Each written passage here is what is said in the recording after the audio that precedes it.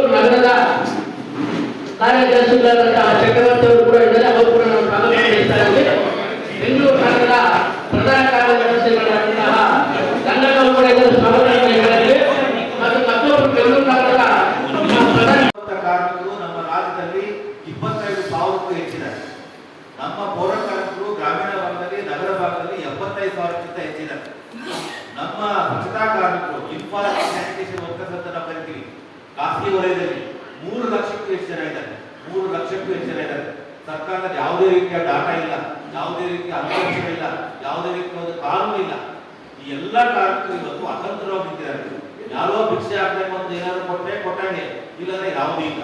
ಹಾಗಾಗಿ ನಮ್ಮ ವಿಧಾನ ಪರಿಷತ್ ವಿಧಾನಸಭೆಯಲ್ಲಿ ಸಮರ್ಥಕವಾಗಿ ಮಾತಾಡಬೇಕು, ಸಮರ್ಥವಾಗಿ ವಾದ ಮಾಡಬೇಕು. ಕರ್ನಾಟಕ ರಾಜ್ಯದಲ್ಲಿ ಸಫಾಯಿ ಕರ್ಮಚಾರಿಗಳ ಹಿತರಕ್ಷಣೆಗೋಸ್ಕರ ಒಂದು ಕಾಯ್ದೆ ಬರಬೇಕು.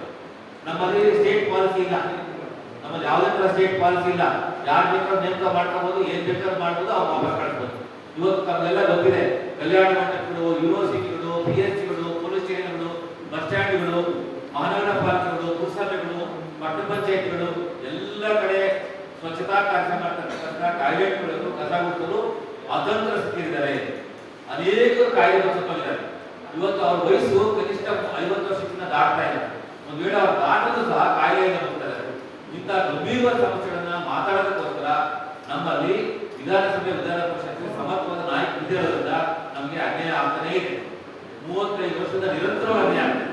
ಈ ಅನ್ಯಾಯವನ್ನ ಕಾಪಾಡಬೇಕು, ಈ ನ್ಯಾಯ ಕೊಡಬೇಕು ಅಂತಂದ್ರೆ ನಮ್ಮಲ್ಲೇ ಇರ್ತಕ್ಕಂಥ ಸಮರ್ಥ ನಾಯಕರನ್ನ ನೀವು ನಾಮನಿರ್ದೇಶನ ಮಾಡಬೇಕು ಅಂತೇಳಿ ಸನ್ಮಾನ್ಯ ಸಿದ್ದರಾಮಯ್ಯ ಹತ್ರ ಮತ್ತು ಸರ್ಕಾರದ ಹತ್ರ ಮುಖ್ಯಮಂತ್ರಿಗಳ ನಾವು ಬೇಡಿಕೆನ ಇಟ್ಟಿದ್ವಿ, ಒತ್ತಾಯನ ಮಾಡ್ತಿದ್ವಿ.